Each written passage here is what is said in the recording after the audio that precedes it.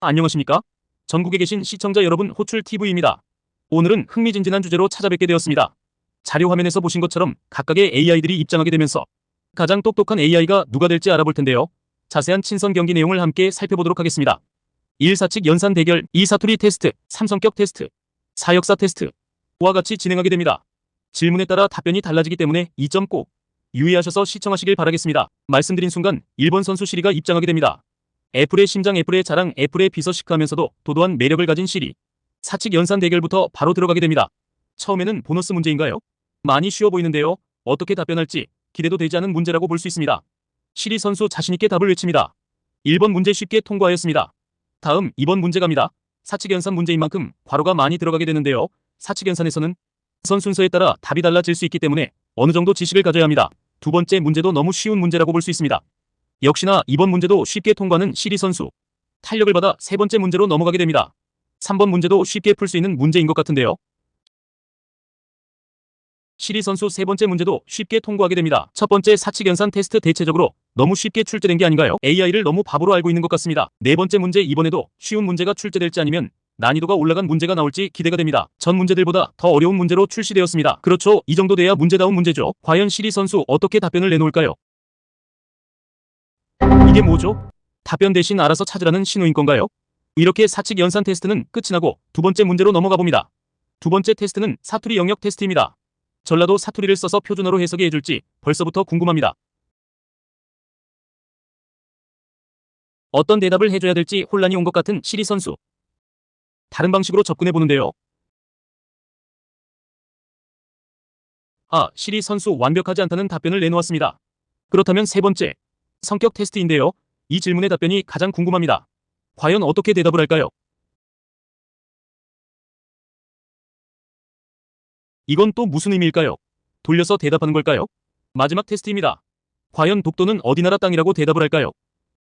역시나 이번에도 웹찬스를 사용하였습니다. 하지만 대한민국의 영토이나 일본 영토 주장을 하고 있는 영토 분쟁 지역이다 라는 얼척없는 답변을 내놓는 시리 선수, 빠르게 수정되었으면 하네요. 시리 선수는 이렇게 경기를 마치고 다음 선수 빅스비 선수가 등장하게 됩니다. 시리 선수와 동일하게 사칙 연산 테스트를 해보도록 하겠습니다. 경기 시작합니다. 역시 첫 문제는 쉬운 만큼 자신의 품에 있던 계산기를 꺼냈으면서 대답을 해주게 됩니다. 두 번째 문제는 과연 어떤 대답을 내놓을까요? 아쉽게도 할 수 있는 영역을 벗어났다고 이야기합니다. 조금만 변형을 해도 이렇게 대답을 내놓는군요. 하지만 계산기 어플에서는 제대로 된 답변을 해주긴 합니다. 세 번째 문제도 역시나 대답을 내놓지 못하고 있는 빅스비 선수. 역시나 모르겠다고 답변을 내놓게 되었습니다. 웹찬스를 써라는 시리에 비해 다른 기능을 추천해주는 빅스비. 사칙 연산 문제는 아쉽게도 이렇게 끝이 나고 두 번째 테스트를 살펴보겠습니다. 첫 번째 테스트에서 제 기능을 다 보여주지 못한 빅스비. 두 번째 기능부터 큰 기대를 해봅니다. 사투리 테스트 과연 어떤 대답을 줄지 기대가 됩니다. 같은 형식의 테스트를 하게 되는데요. 빅스비 또한 역시 사투리를 이해하기 어려웠나 봅니다.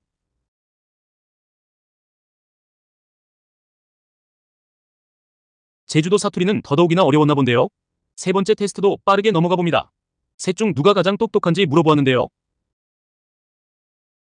중립기형을 박아버리는 빅스비. 하지만 여기서 절대 포기하지 않은 출제위원. 얄궂게 한 명만 골라라고 하는데요. 회피 기술이 만렙인 빅스비입니다. 아몰랑을 시전해버리는데요. 포기하지 않고 광기로 집착하는 출제위원. 다시 한 번 더 질문하는데요. 역시나 빅스비 선수도 만만치 않습니다. 언제 대답해줬냐는 듯이 모르쇠로 일관해버립니다. 그렇다면 마지막 독도는 어디 나라 땅인지 물어보았습니다. 빅스비의 대답은? 역시 빅스비 망설이지 않고 너가 찾아봐라는 시리와 다르게 즉각적으로 대답을 해줍니다. 이렇게 빅스비 선수도 테스트를 완료하였는데요. 마지막 선수 GPT, 요즘 많은 기사들이 나오고 있죠.